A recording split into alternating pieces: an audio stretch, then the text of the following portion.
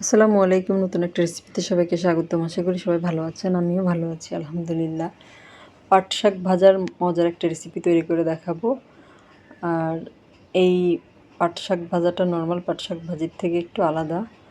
এখানে আমি সবার শেষে একটা জিনিস অ্যাড করব, যার কারণে এই পাট শাক ভাজাটা কিন্তু খেতে মজা হবে দ্বিগুণ থেকে 3 গুণ বেশি। তাই একটা লাইক দিয়ে পুরো রেসিপিটা জুড়ে আমার সাথে থাকবেন। এখানে আমি 2 আটি পরিমাণ পাট শাক এরকম করে কেটে ধুয়ে পানি ঝরিয়ে নিয়েছি একটা স্ট্রেনার মধ্যে নিয়ে। এই যে চলে আসলাম চুলায় একটা প্যান বসিয়ে দিয়েছি। প্যানটা গরম হয়ে গেলে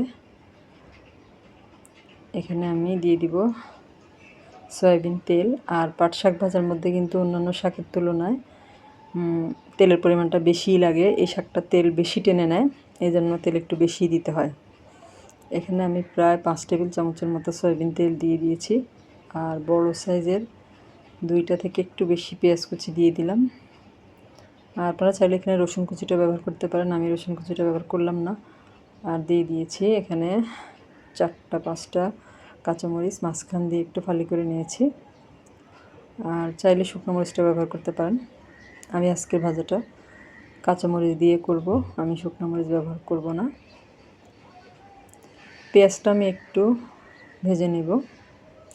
হালকা একটু ব্রাউন কালার হয়ে আসলে আমি এর মধ্যে আগে থেকে কেটে ধুয়ে রাখা শাকটা দিয়ে দিব। আর এখানে কিন্তু অনেকগুলো শাক, 2 আটি শাক, শাকের আটিগুলো কিন্তু একটু বেশি বেশি ছিল।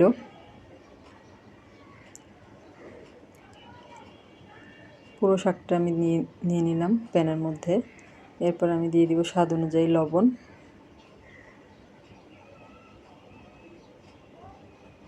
লবণ দেওয়া হলে আমি এটা ঢাকা দিয়ে একটু ঢেকে দেব।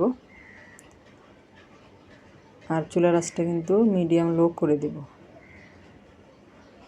3 মিনিট পরে আপনাদেরকে আমি দেখাচ্ছি শাকটা কিন্তু অনেকটাই নরম হয়ে গিয়েছে আর অনেক পানি বের হয়েছে এর থেকে। আর এই পানিতে কিন্তু শাকটা সেদ্ধ হয়ে যাবে, অতিরিক্ত কোনো পানি ব্যবহার করা লাগবে না। পাট শাক থেকে অনেক পানি বের হয়, অনেক পানি বের হয়েছে।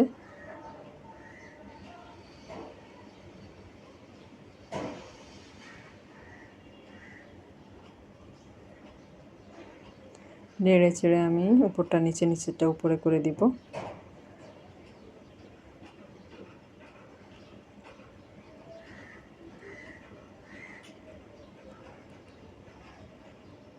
আর যারা আমার চ্যানেলে নতুন আজকে প্রথম ভিডিও দেখছেন, যদি রেসিপিটা আপনাদের ভালো লাগে, চ্যানেলটা সাবস্ক্রাইব করা না থাকে, সেক্ষেত্রে চ্যানেলটা সাবস্ক্রাইব করে পাশে থাকা বেল বাটনটা অল অপশানে প্রেস করে দেবেন। এতে করে আমি পরবর্তীতে যত ভিডিও দিব তার নোটিফিকেশান সবার আগে আপনাদের কাছে পৌঁছে যাবে। ঢাকনা দিয়ে ঢেকে এটা আমি আরও 4-5 মিনিটের মতো রান্না করে নিয়েছি। এই পর্যায়ে পানিটা কিন্তু টেনে এসেছে, শাকটাও সেদ্ধ হয়ে গিয়েছে।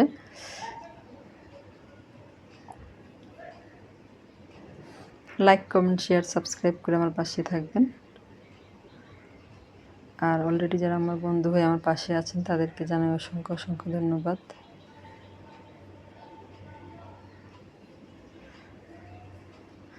দেখে বুঝতে পারছেন যে শাকটা সেদ্ধ হয়ে গিয়েছে। এই পর্যায়ে আমি মাঝখানটা ফাঁকা করে দিয়েছি। দেখুন অনেকখানি তেল দিয়েছিলাম, কিন্তু আমি এখন কিন্তু তেলটা বোঝাই যাচ্ছে না। পাট শাক কিন্তু তেল টেনে নেয় প্রচুর।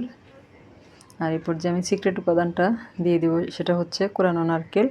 এখানে আমি 1/2 কাপ পরিমাণ কোরানো নারকেল দিয়ে দিলাম। আর এই নারকেলটা দিয়ে শাক ভাজিটা করার কারণে এটা খেতে অনেক বেশি ভালো লাগবে নারকেল কোরানো দিয়ে। আর পুরো নারকেলটা আমি শাকের সাথে মিশিয়ে আর একটু ভাজা ভাজা করে নিয়েছি। এই যে শাক ভাজাটা কিন্তু আমার হয়ে গিয়েছে প্রায়। আর এটা দিয়ে গরম ভাতে যে কি মজা, বাসায় একবার না তৈরি করলে বুঝতে পারবেন না। এই শাক ভাজা দিয়ে কিন্তু 2 প্লেট ভাত খেয়ে নেওয়া যাবে, এতটা মজাদার এই নারকেল কোরানোটা দেওয়ার কারণে।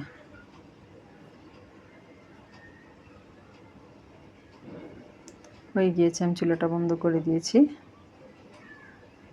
আপনাদেরকে আমি সার্ভ করে দেখাচ্ছি যে এটা দেখতে কেমন হলো। এই যে একদম ঝরঝরে নারকেল কোরানো দিয়ে পাট শাক ভাজা। অবশ্যই বাসায় একবার ট্রাই করবেন। সবাই অনেক বেশি ভালো থাকবেন। আল্লাহ হাফেজ।